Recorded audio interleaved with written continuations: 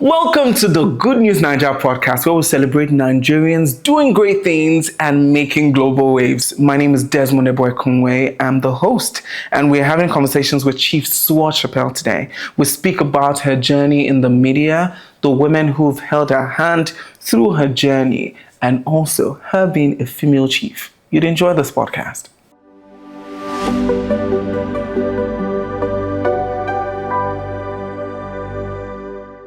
We share something in common. Okay. Guess what? Universities. It was supposed to be like, oh my God. Yeah, we both attended the University of Benin, and then we both experienced the faculty of arts together. Faculty. And that, so when I think about, when I go through my Facebook and I see the pictures from those years, I'm like, oh my God, this Desmond was very slim, very naive, very different. Yeah, made some really, I was very secluded, very in my own head at the time. But now when people see me, a lot of people that knew me at the University of Benin, when they see me now, they're like, Is it you? They are two different people, because people were like, this guy just a run, he go, you miss, go do radio, come back, mommy's boy, go back home, come back to church. So my life was very limited. And now I'm like doing this, doing that. So what was the University of Benin SWO like? A bit of the SWO now. Yeah. How so? Yeah, because... You caused big for Benin? Don't be like that, cause big. Me when we say cut is the oppressed. But for me, University of Benin's experience was the type that there were elements that were there. I'm coming from South, Delta, and Port Harcourt, where there was no kind of melting pot for different cultures. And if you're someone that's passed through the University of Benin, you know the book part, you know the social part, you know the character building part. That's if you're someone like me that has a church background. So there were places to explore. I wouldn't have been doing voicing, animation, or acting or anything if I didn't do stuff, say, from Redeemed Christian Fellowship, RSTF. And now there at Kickstart, they do a lot of the things. ELSA Playhouse, English and Literature Playhouse, my theater from school.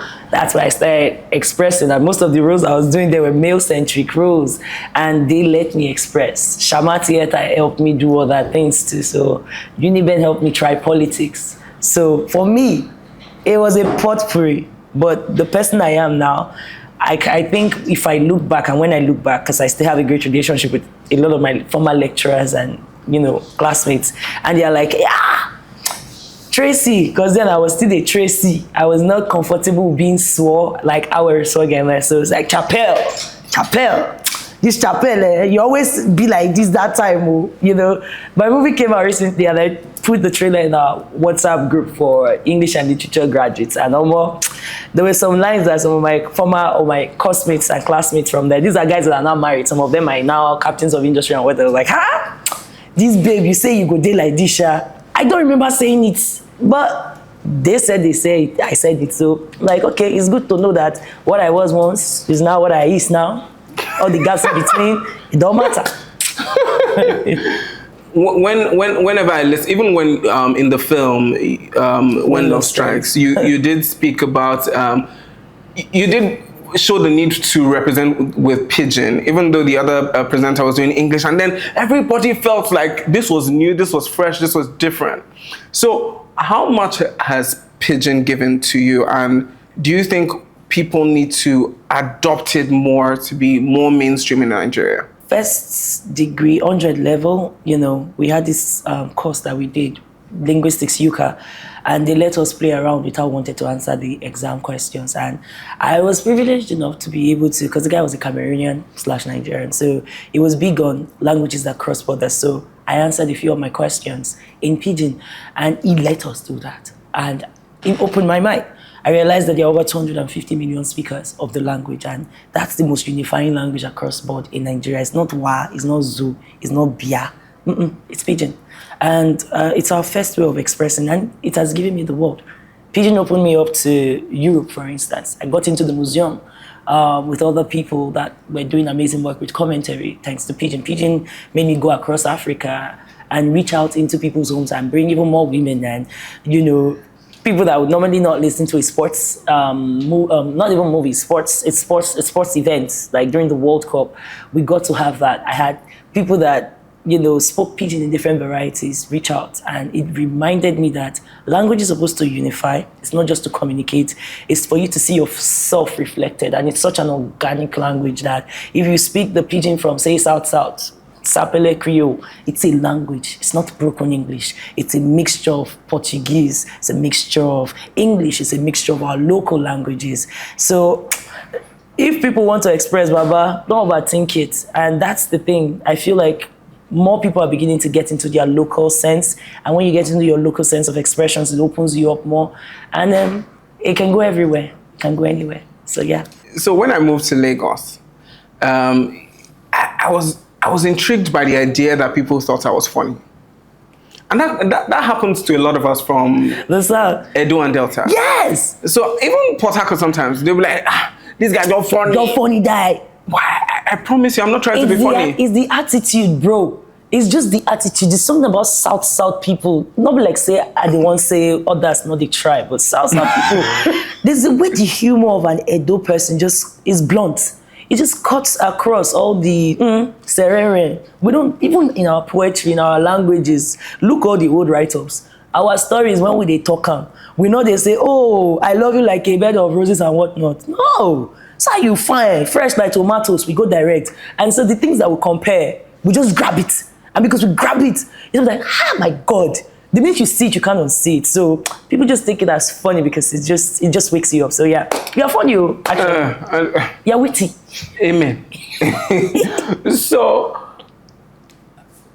being from Delta, yes. How's that like? Because does it create the atmosphere for you to always be a performer? Because sometimes, like it stresses me out. Because sometimes when people expect that when I'm doing a podcast like this, I'll now have to be very animated, or now I'll call it drop Pidgin once. Oh boy, that's in the stress. So, how do you navigate being Deltan and being the need to always perform?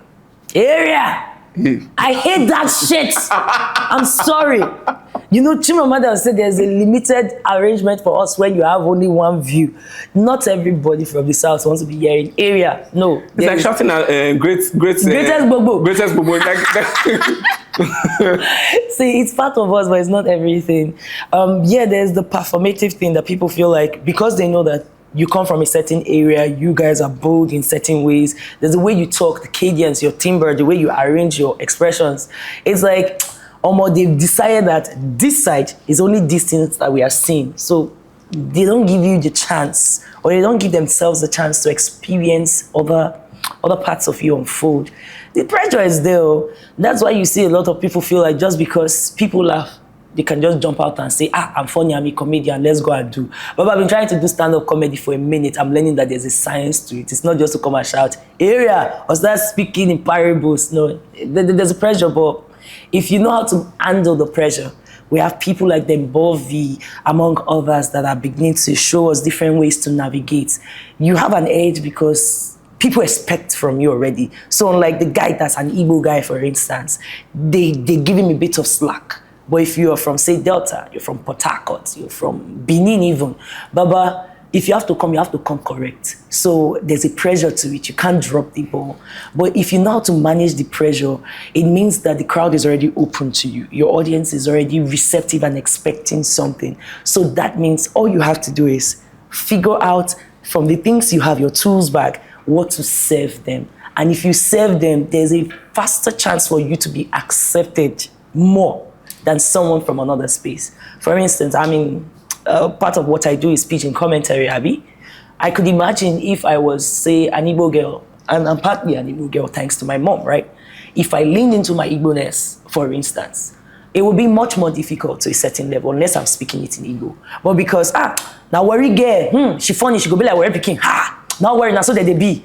It just kind of reduced it a bit. And it's also gave me room to be playful Because Pidgin, for instance, is idiophones, is expressions, is how you feel. You can just drop something and you can say bobo tigbo. It doesn't mean anything really. But because you said bobo tigbo, the way you said it, somebody already said, but like I said, the guy doesn't do any. So they give you the freedom to be like that. And if you know how to manage it, it can be your super weapon, or it can be the thing that just drops you like a stone if you don't come correct. Yeah. So you did mention something that was in my line of questioning, because when I watched When Love Strikes, I watched it with about 6 of my friends. Hey. And then all of us, I'd engaged your work, and then I'd already made videos and said I was going to post you hype you on socials.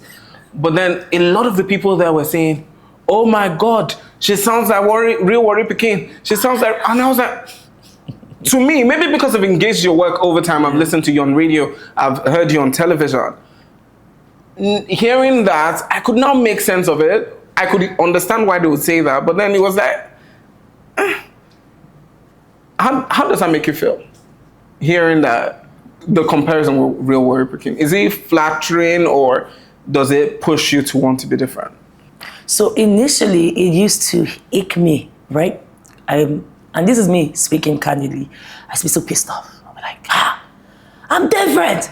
I don't know the babe. She don't know me. We grew up around the same areas, but we know Waka Jam face to face. At least I remember passing through Tamakolobi and all the local areas that in that region, and I know some of their family members in passing.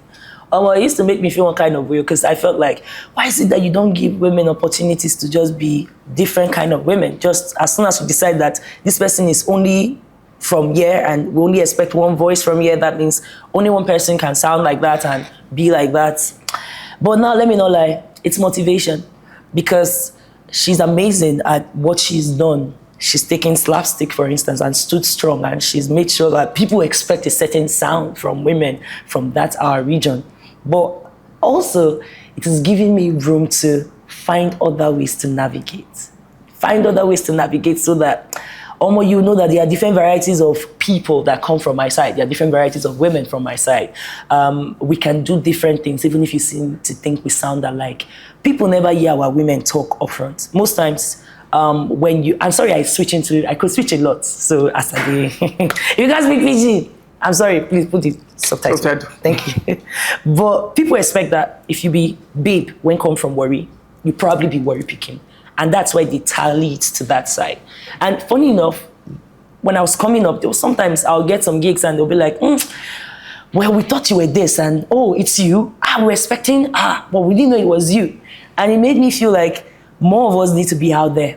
More of us need to express. I know there are women that sound like me, they are even more into the art space, into engineering space, and it would be nice to have more of us step out, because there are younger girls that would love to express in certain ways and feel like all they need to do is say, area, waiting they play. Not be all of us they do, area, waiting they play. But if you talk anyhow, we can serve you. Like we can tell you, say, we'll spin, you will turn around like Baba Share, and you will sit down for ground for poto where we leave you there.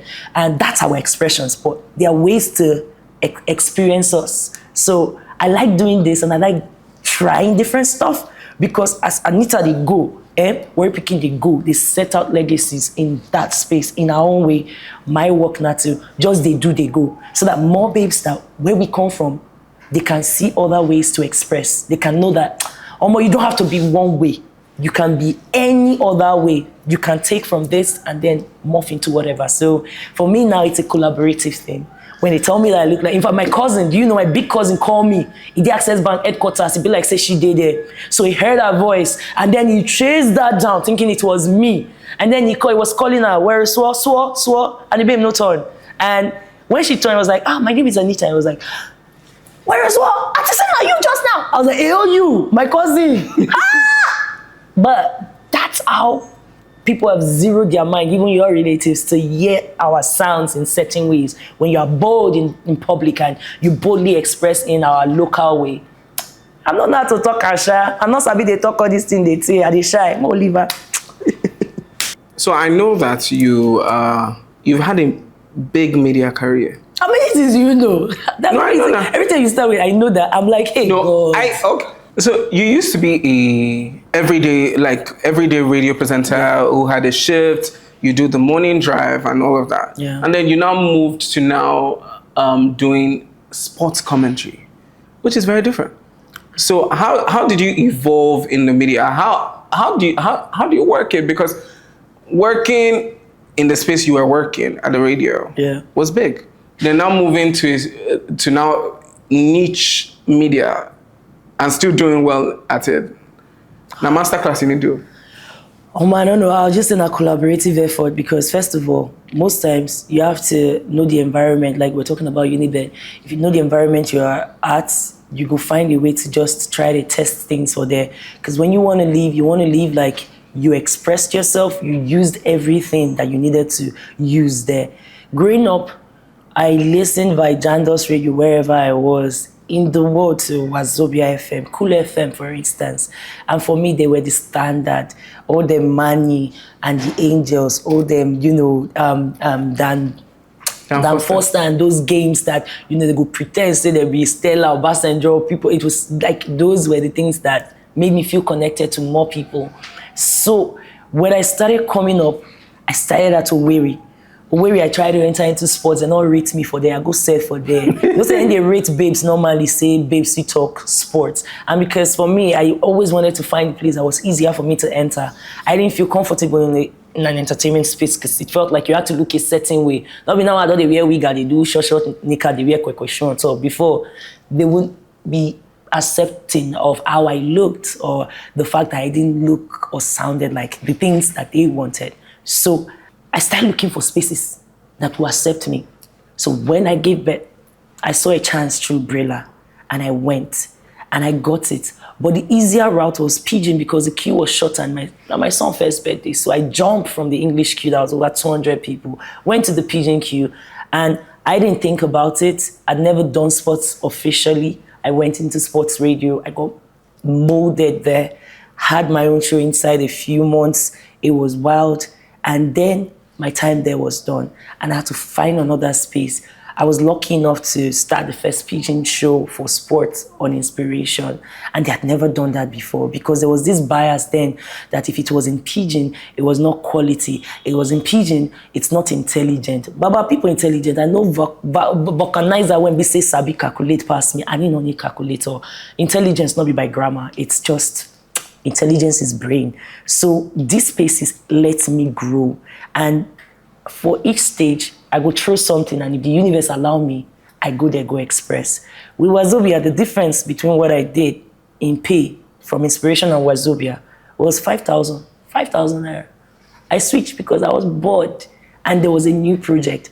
And God bless people like Charles and Nazudo and the rest. When people were showing me this, the sticker, Wazobia is looking for sports presenters that are in Pidgin because they had not really sat in sports like that. And they just started doing the first Pidgin commentary from Premier League and whatnot. They had signed the deal. I was like, this sounds exciting. But I get a job already. This was just 2020. Just after COVID, they just started let us do work. I had a job already. So I was training to my friends that I knew that they were laid off or they had a tough situation. And, people like Charles and Nazudo, when I called him, China Cherry from Taco, they were like, babe, not the throw things they give people. It might be a bigger project than what they're advertising. So throw it, enter. And I went in. And I talk to the guy. If you bring me in here, if you give me the opportunity, I have the ginger, I have the drive. You know those things that we used to say because we are selling ourselves as part to Perspire. Bro, I'd not even done commentary on radio before. I was presenting, doing shows, jumping up and down from the Queste life to the Inspiration life and moving. But this thing long, I did go somewhere because for Wazobia, I did sports for 2 years. And by the time they were having an administrative shift again, there was a chance in the morning show. The same thing I had dreamt about, I had listened to for years. So I was like, bro, when they asked me, are you interested in it? We want to do in-house hiring instead of going outside. And we feel like you have the energy and you have the propensity to take on many topics and whatnot. Why not? Because I was not an original sports presenter. I was doing normal journalism. It's just that I'm not too blow because, I didn't say. So I took it on. And then I saw an opportunity, bro. We covered elections and whatnot. And I realized that, bro, a lot of all this grammar that people are grammaring, people don't understand them. Sometimes you need to break the numbers down. So then even when EFCC and the rest wanted to put some matters out, They go throw them out, make we break them for Pidgin, we go break them. And I realized that, bro, people understand these things. It's just that we're not telling them the language that sits to them. For instance, if you're talking inflation, market woman know what inflation bill because she go tell you people they buy my rice normal. But now they buy like that. Now we don't they do collabo now to buy one sack of rice so that all of us will share. She knows what inflation is. It's just that we come in, we look important, we talk over their heads. They know football. Some of my best customers, Oniru, that they go try buy catfish, right? And then I dey price them, but they vibe the price them. You know, I just say, oh, but they worry, I just do my thing, they go for a market too. And this woman just comes out from her store and like, Chiswa! That was the dopest moment because she dey complain, say, hey, let me go now they talk and that time when be so now they talk for inside our what is the town hall meeting. I not agree. She was following me to argue stuff that I played out in the news that we had gone on about. And you know, our conversation led other people to start having the conversation right there at the market. And it was the funniest thing. That they break policies, they tell you, say they para for waiting be the new thing when they carry come. Say, oh yeah, they clean the markets. They're not they clean that they collect our money. Waiting be that you want to talk that time, say that they fridge have been our fridge are right. I was like, yeah, they know what is up. So for me, it made me feel like validated that this our work, especially for media, you know they too they get money per se for this our media work. But when you have encounters like that where real experiences, somebody is actually writing down what you are saying, not in askance or in passing. They actually take them, say, yes, this thing, I want to investigate them. I want to know, I want to follow. And these are not people that you expect. People that feel connected to you because of the way you express. It's an opportunity. So when you ask me, how did I navigate it? I navigated by just finding where the gaps are. We fill in the blank spaces. When you fill the blank spaces, that's how you feel where you are going. I'm not big on, I know where. I don't know where, I just know small. And I don't figure out now in my 30s that nobody knows anything as we all navigating our careers and trying to find a way to feed and, you know, follow up. For me, all I just want to do is, when I'm there in a space, I want to do the best I can, elevate the craft, or at least maintain the standard that I made there. And for you to maintain standard, you have to know the system. So I like knowing the system. Know the system, sabi the system, see where the fallings there or where the things make sense. See how it aligns for you. See where you can improve. And I've been very, very lucky in a way because I got to work with Family Radio. Family Radio and Inspiration gave me how to express, how to know what's at the pulse of people. Because all of us, even if you are single, you are forming, I'll be rich till I die, or whatever the line is, living da vida loca, you'll still get a family. You are still connected to somebody. So that opened me up in a way. And in Wazobia, I got opened up in so many ways. And because it's such a big entity, you get to find other spaces. So when they gave me the morning belt, I found a way. It was something that was rugged and tough, but I had partners. I had people like them, I go block them for car park. Bros, you know what we used to do? Help me. How do I do this thing that you started and you made big and you made such a big thing and then you still morphed out? And it's like, yo, read. Listen to the news and pay attention. I picked from the duo, called people like Choma BBBO, Akaba. I called everybody. I'm not ashamed. I call plenty. Jimmy Dusu, because I listened to their shows anyway. Even the ones that are in the abroad, the ones that I loved to listen to. Even as silly as them Jimmy Fallon, for instance, that could lighten up the most political charged situation. I listen, I follow, and I found a way to express it in Pidgin. Because in the end, you are not the first person to do it. It's just that you are the first person to mix the ingredient in a certain way that aligns with you and how you see life. So I got that from Wazobia. Super Sports, they didn't give me opportunity to even do commentary initially. So I had to find a way to for there. Because all the guys believe that, oh boy, now we they see football. Babe, not they see football. Guests no go fishing and where. They are just there because of presence. But I had partners too.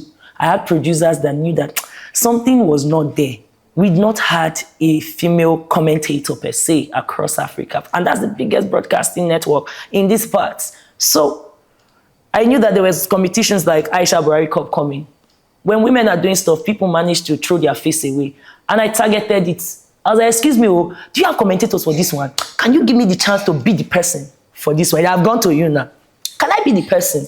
And I shook my head inside. And because it was a women event, nobody bothered until I started doing it. And then when the competition started, and they were like, ha! there's a girl doing a commentary. I want to do it. I want to be there. So I started fighting plenty uppercomers. But it opened my world because that competition opened me up to coaches from across Africa, female coaches that were doing well.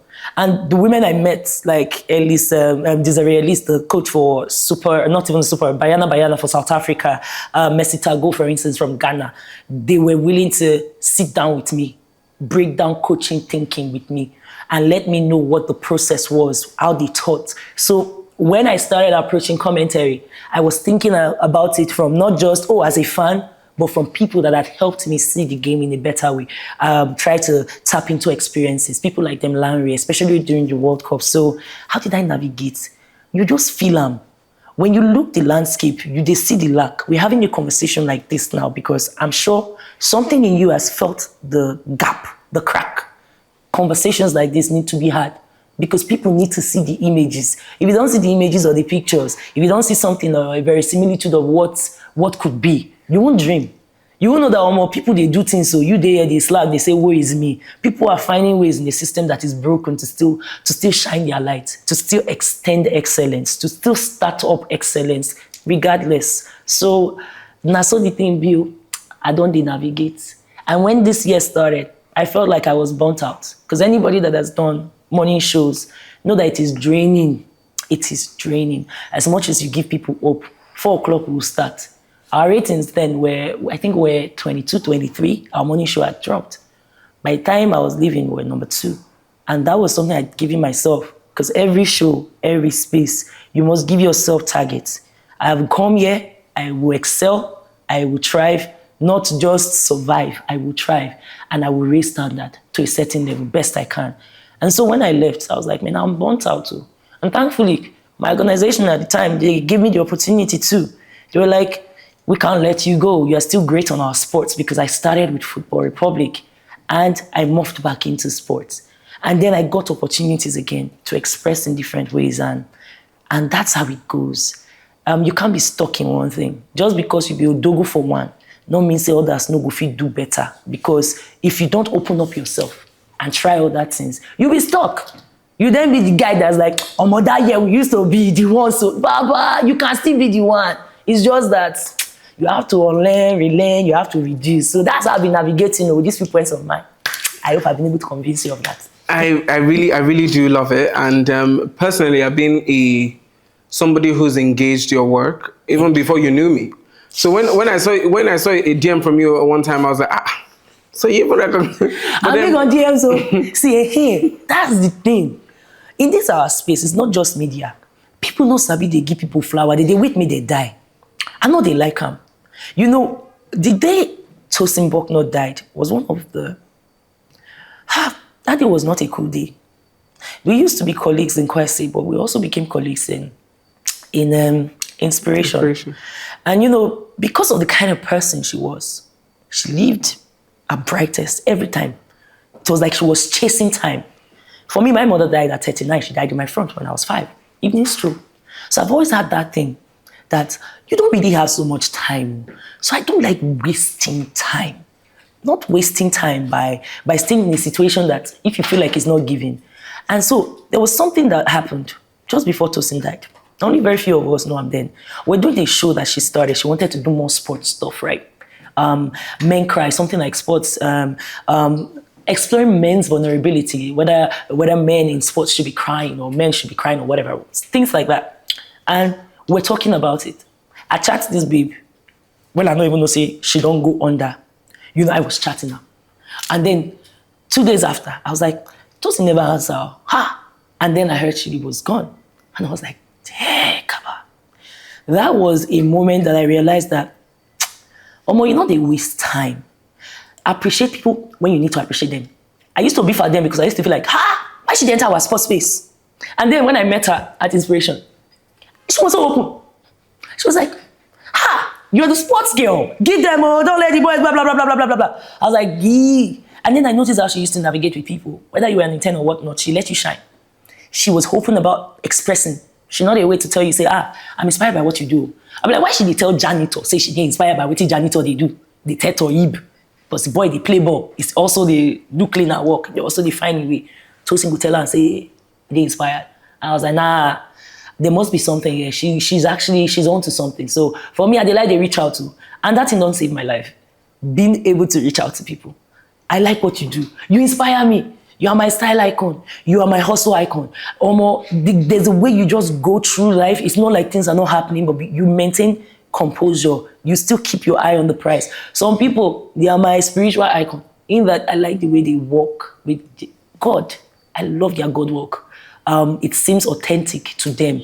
They do not sacrifice of themselves and let themselves go because they chase their concept of what God is. And I love it. So, that thing does save my life. See how we take connect now. I know. Now you say you will give me 2 meats now when we finish this work. You're not going to give me meat. Why are you scratching it? I will give you. So like, you just sending me a DM was just very like, I was like, because you're dope. Like, I'm not, you own your products, like whether it's movie, whether it's series, whether it's your friend's arrangement, whatever thing that you are in, you throw yourself into it. And it was so cool to see. Because I'm very shy, what they call that Oyibo ambivert. I did selectively social. Generally, I'll be shy rat. So when I do stuff, I still feel uncomfortable talking about my own stuff. And I see you just go out there. And I'm like, hey, this guy, I don't know how you do it, but more well done. Because now you give me my makers, even started up my market. Yeah. High praise. Thank you. Well, it's true. Thank you very much. So, something else I would like to ask is, in all of this, so you give people their flowers, and then I like that you spoke about how time is a commodity that we think we have, but we really do not necessarily have control of.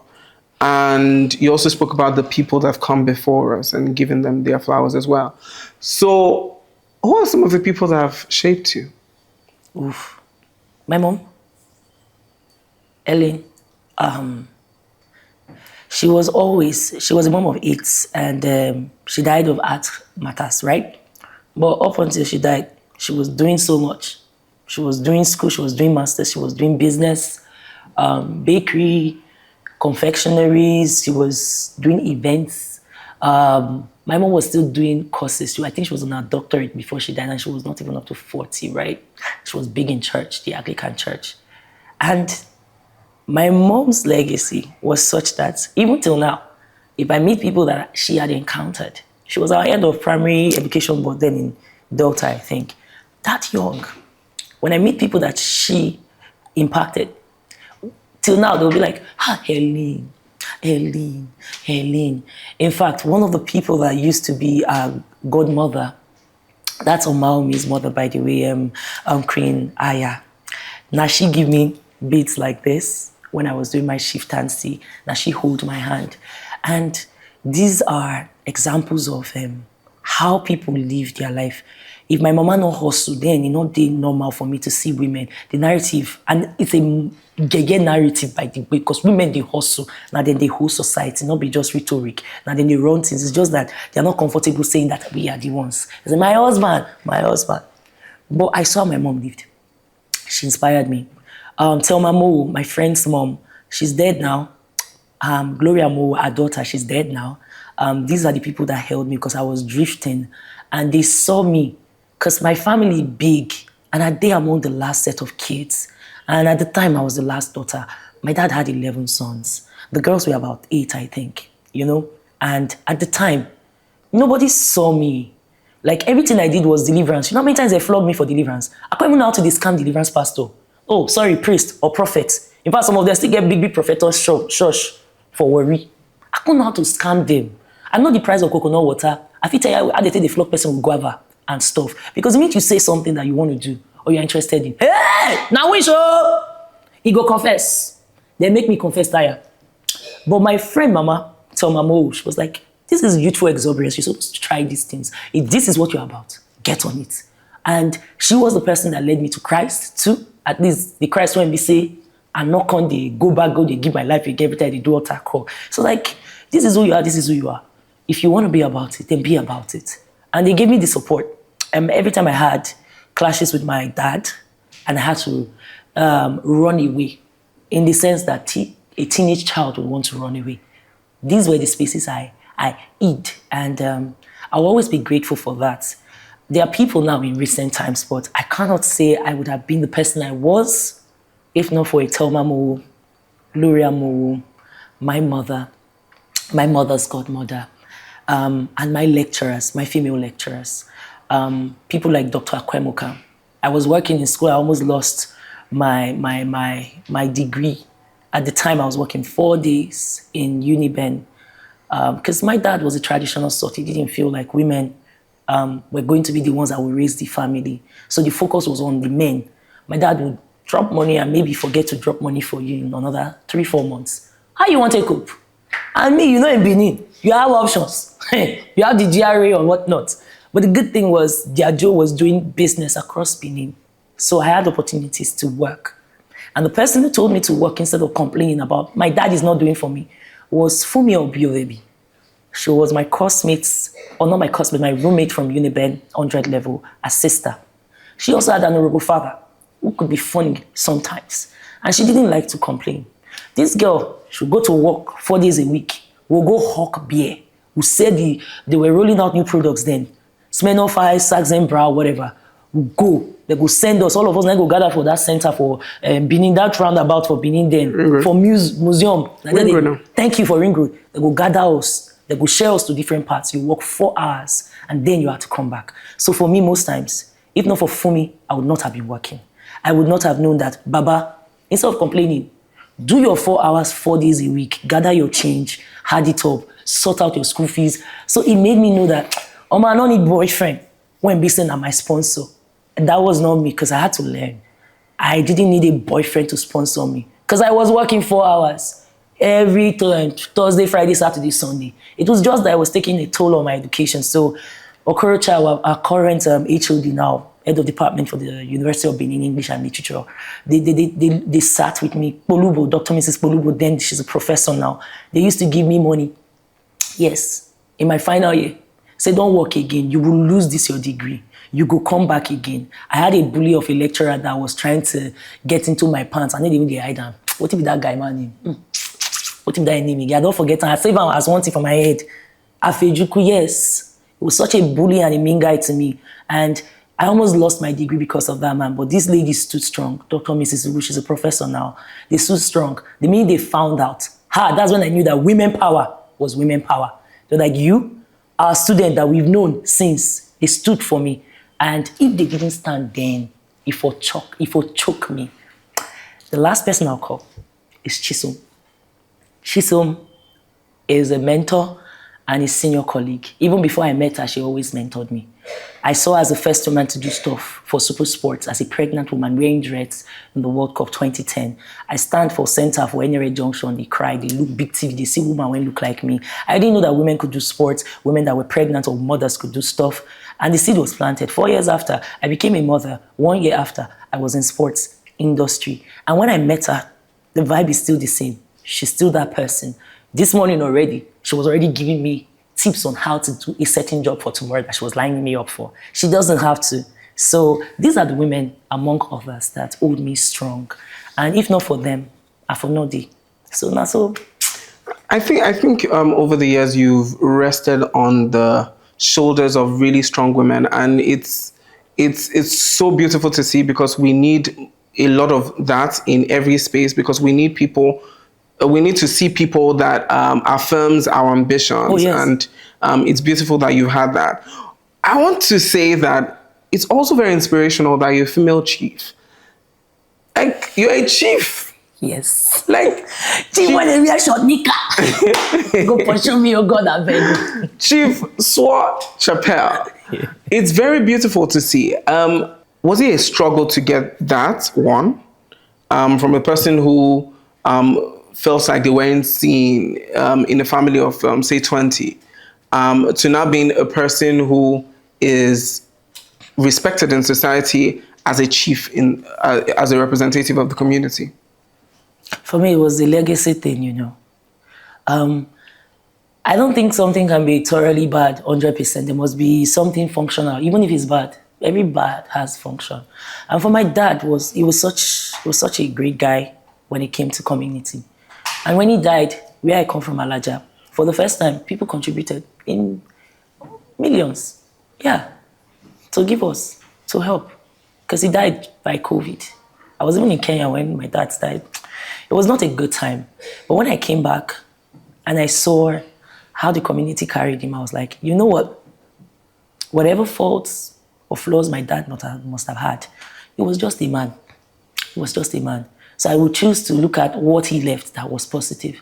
And I wanted to be able to hold that. So when we did the meeting after his burial, we all sat and they were telling us about the will and everything. I noticed that because of modernization of Christianity, none of my senior ones or any of my siblings were interested in the chieftaincy title. I walked around the community that night. Man, I won't show you, I with my cousin. And we just trekked around Alaja. And incognito just went to hear and feel the pulse. And I noticed that people in my community were having this conversation of, who would you be? How this guy don't go now, another one don't go, who it could be? And I felt a gap. And I wanted to still connect with my father and his work.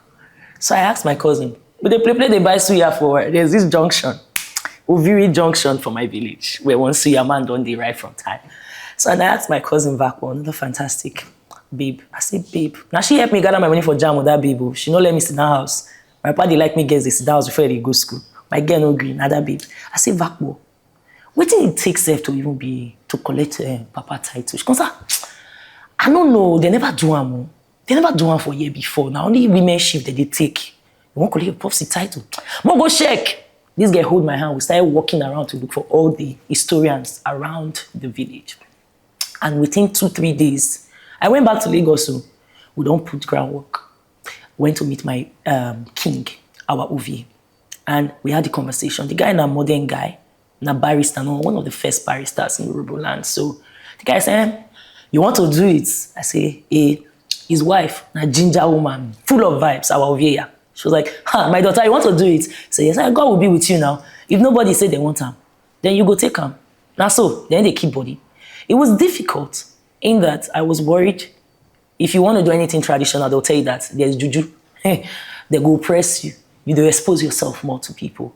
But that's not how it is for me. Everything was done plain. And the support I had, funny enough, our council of chiefs, I did all the screening. It was like an interview. And here's the thing. Where you come from, they get one priority for where I come from, at least. They'll say, woman, when they'll see 5, not they fear 6. In other words, if you don't born 5 picking, you know they fear the 6th one, you know they fear. So I'd already started growing into environments where they'll tell me that, woman, not they do it for year. We don't do that here. So it had similar tones. And I noticed that I was comfortable in that space, that you are not allowed to. Because I'd already started bounce off those kind of energy for the better part of my life. Even when they tell me that you are not allowed to, or you are not supposed to be here, people like look like you, that sound like you are not supposed to be here. I was good with that energy. So when I sit down, observe, I was waiting for the other shoe to drop. It did not drop. Thunder did not fall from the sky. So I went forward. And by the grace of God, within 3 months, in fact, now they plot the map for me. Say, come, so I'll come. I go align schedule. I go tell my office people, see what I'm chasing, see what I'm going for. I'm going for screening. I'm going to follow due process. They screen me like saying a job because it had not been done. When it was done and it became done, I waited for the other shoe to drop. It did not drop. I did not die. And so I had to ask myself, what will my legacy be? My father's legacy as the Okugbe one was that he mostly helped, especially because of our warring communities across, from the Old Bijo community and the Alaja community. He helped to stop that. It still goes on once in a while. And I knew that I don't see my pastor and where we say, boys, they carry gun, they make papa. And they say, oh yeah. I know they do that one. I'm not that kind of peacemaker. But what kind of peace can I bring? So I decided to look into representation. You can make peace by making people know, say, other things they. A picture, like I told, they show 1,000 words. Videos, they show gazillions. Presentation, and when you see somebody, when they give you alternative, a different. So now the youths will they follow up on now. Me are not saying people end up like me. Those ones will never change. We are dogged. If they not break our head with armor, we not they change. Now the young adults, the teenagers. So how do we break it? My own form of legacy is a handout by way of projects that speak to them, projects that involve data-driven. You not get data, you need to feed the research.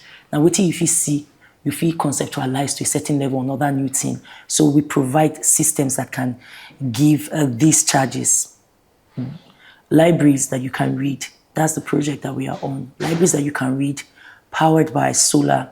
You have limited amount of data. Students on our fee access them for certain amount of the day. Because this thing costs. And if you stay for village, it costs. So now my area, they start with, go there, read up, go the sites. We're not they let you they enter all that stupid sites, all those year ones. Go where you go fit get the information, get them come on, show your ID card, you pass.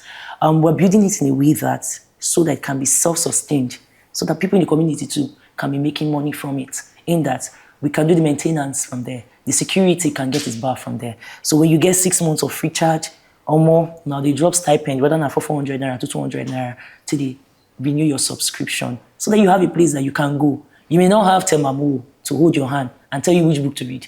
You may not have the Simpolubu to tell you that, come and do 1 or 2.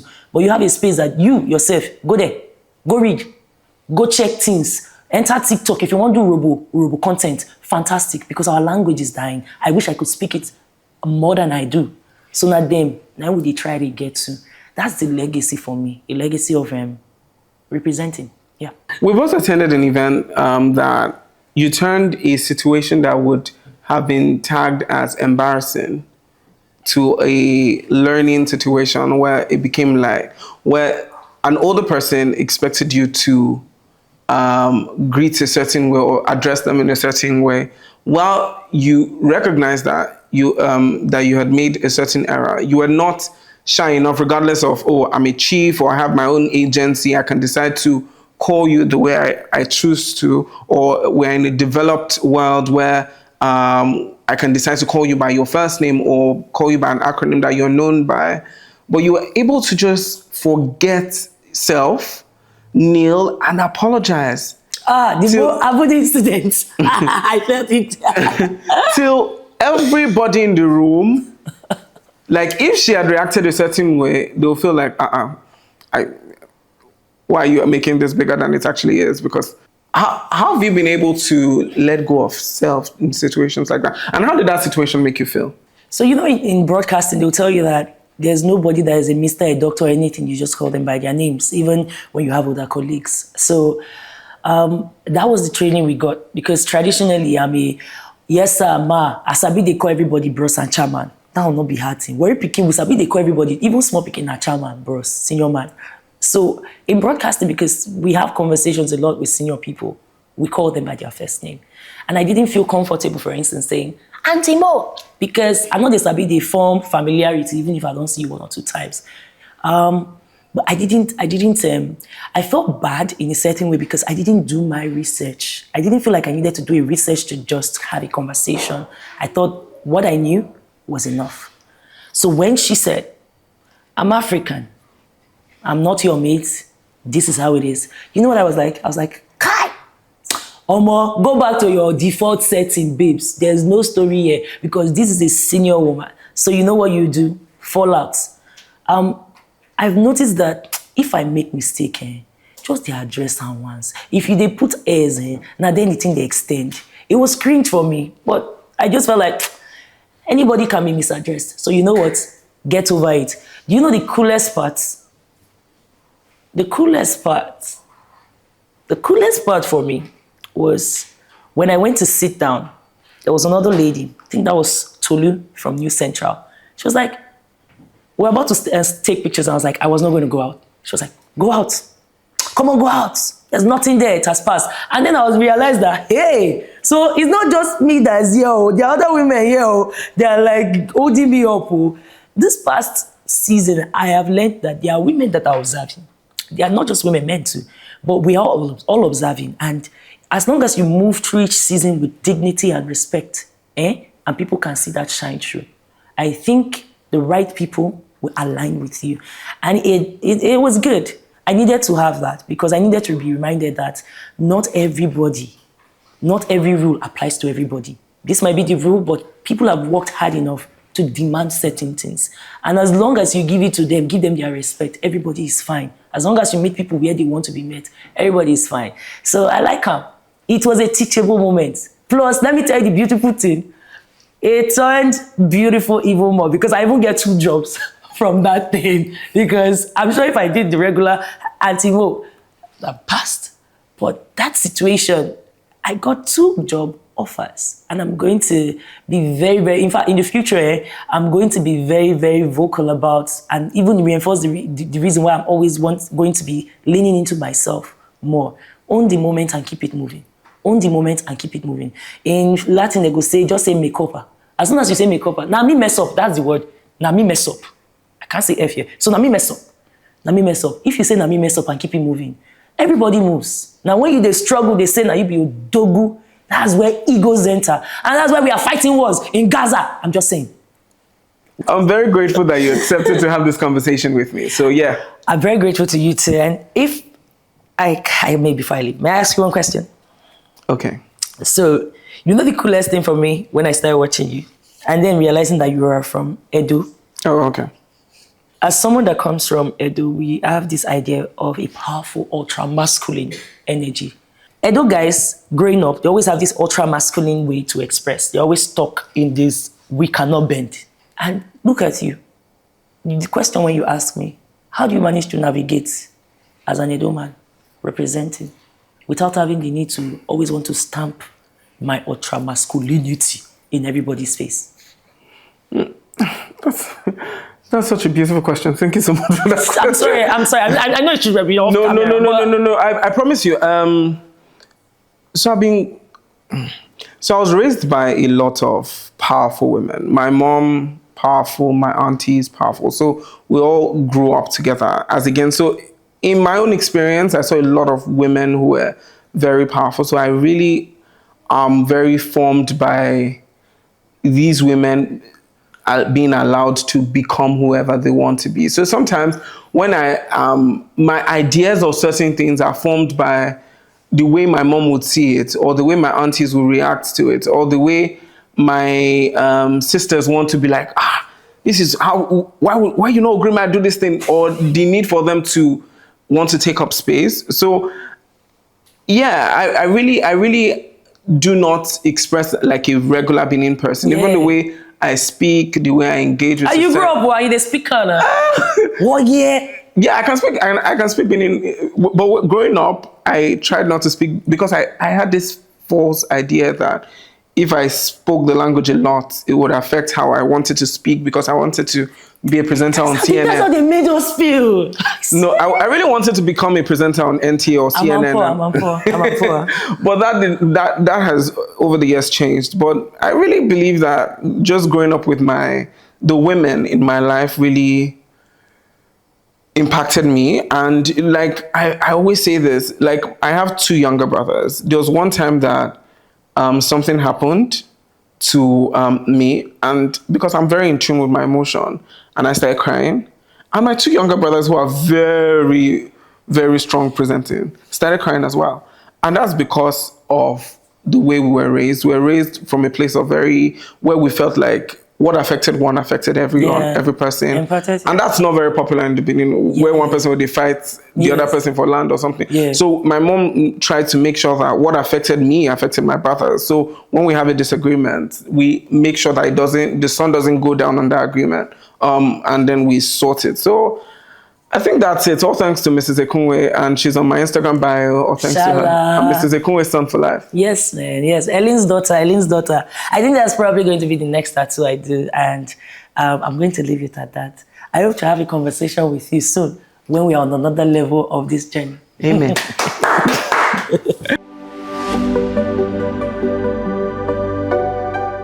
I know you enjoyed this conversation with the phenomenal Chief Suo Chapele, and it's important that you support the work we're doing by liking, sharing, and subscribing to our YouTube channel at the Good News Niger podcast. See you on the next.